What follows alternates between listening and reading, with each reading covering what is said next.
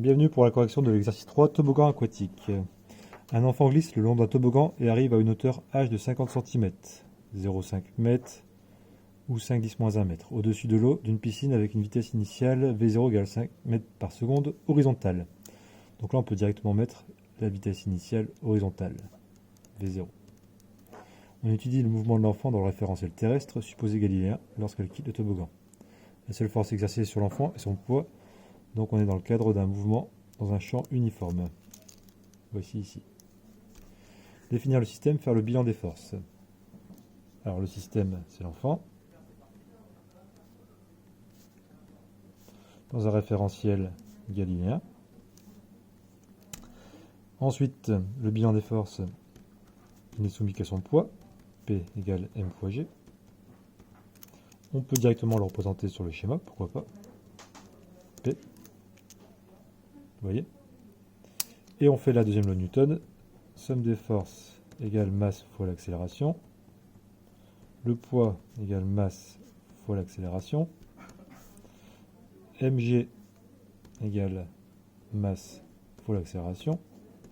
Donc on a bien que l'accélération égale au champ de gravitation. Voilà. Poser les conditions initiales. Donc on va commencer par OM au temps égale 0. Donc OM 0. On a x0, y0. On regarde sur le schéma. X au temps 0 vaut 0. Y au temps 0 vaut la hauteur h. Et la vitesse initiale,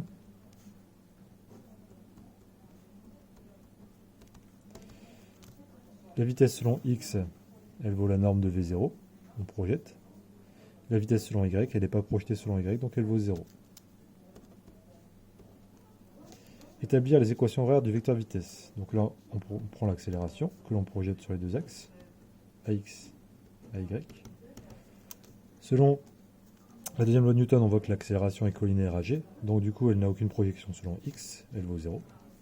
Et elle a une projection selon Y qui vaut G, mais moins G, puisque le repère est vers le haut et G est vers le bas. On intègre, et on a la vitesse au temps t, égale, donc 0 quand on l'intègre, ça fait une constante, et moins G quand on l'intègre, ça fait moins G fois t, plus une deuxième constante. Pour savoir la valeur des constantes, on regarde les conditions initiales. C1 au temps égale 0 est toujours le même, donc il vaut 0, V0, pardon. Et là, à temps égale 0, ce terme-là disparaît, et donc C2 vaut 0. Donc on a bien, si j'ai écrit ça proprement, V0x qui vaut V0, Vx pardon, qui vaut V0, et Vy qui vaut moins G fois T de cours. Ensuite, établir les équations horaires du vecteur position. Donc là, on va réintégrer une deuxième fois. OM au temps t. Donc on a les coordonnées en x et en y, au temps t. Et là, on va intégrer la vitesse. Donc V0 étant une constante intégrée fait une constante fois le temps. V0 fois t plus C3. Et y ici, donc on a moins 1,5 de gt carré, donc moins g sur 2 fois t au carré, plus une constante C4. Pour savoir la valeur des constantes, on regarde les conditions initiales. Alors les conditions initiales ici, à temps t égale 0, on a x qui vaut 0, y qui vaut h. Donc ici on a la constante qui vaudra 0, et ici qui vaut h. Donc on va écrire ça proprement. Ça fait V0 fois t, et là on a moins g sur 2 fois t carré plus h. Désolé pour le décalage. Établir du coup la trajectoire y en fonction de x. Donc là ce qu'on va faire, c'est qu'on a x qui vaut V0 fois t, y qui vaut moins g sur 2 t carré plus h. On va intégrer le t là-dedans pour inclure le x dans l'équation. Donc ce qu'on va faire, c'est qu'on a t égale x divisé par v0. Vous voyez, produit en croix, je divise par v0, v0, ça se simplifie, t égale x sur v0.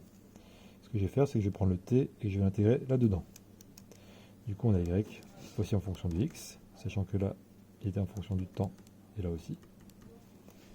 Bah, ça fait moins g sur 2 v0 carré, fois x au carré, vous voyez, j'intègre, plus h. Alors, V vaut 5 mètres carrés, 5 mètres par seconde, 5 fois 5, 25, 2 fois 25, 50, G vaut 9,81. Donc là, ce que je peux faire, c'est remplacer cette fois-ci par les valeurs. Y en fonction de X. Du coup, ça fait, hop, chercher mon truc, 1,96 fois 10 moins 1, X au carré, plus 5,0 fois 10 moins 1 pour H, 50 cm. Voilà. À quelle distance du point O l'enfant tombe-t-il dans l'eau? Alors il faut regarder le schéma. L'enfant tombe dans l'eau quand la valeur de y vaut 0. Donc on reprend notre équation qui est là, et on met 0 égale 1,96 fois 10 moins 1 x carré plus 5,0 fois 10 moins 1. Ok? Et donc ce qu'on cherche, c'est la distance du point O. Donc ce qu'on cherche, c'est x. Là, on voit bien qu'on a un polynôme de second degré, donc on fait b carré moins 4ac, etc., delta, nanana. Et on trouve des équations, on prend la valeur positive, et on trouve que x égale, si je ne me suis pas trompé, environ 1,5 m. Vous voyez? Donc ça, il suffit de résoudre le polynôme qui est ici, tout simplement. b carré moins 4ac, puis comme vous faites d'habitude. Voilà, donc ça veut dire que l'enfant, hop, il saute, tac, tac, tac, et il tombe à 1,5 m du bord. Alors quel intérêt? Prévoir le futur et prévoir qu'il faut que l'eau soit au moins ici, sinon il risque de tomber sur le sol. Voilà, merci beaucoup.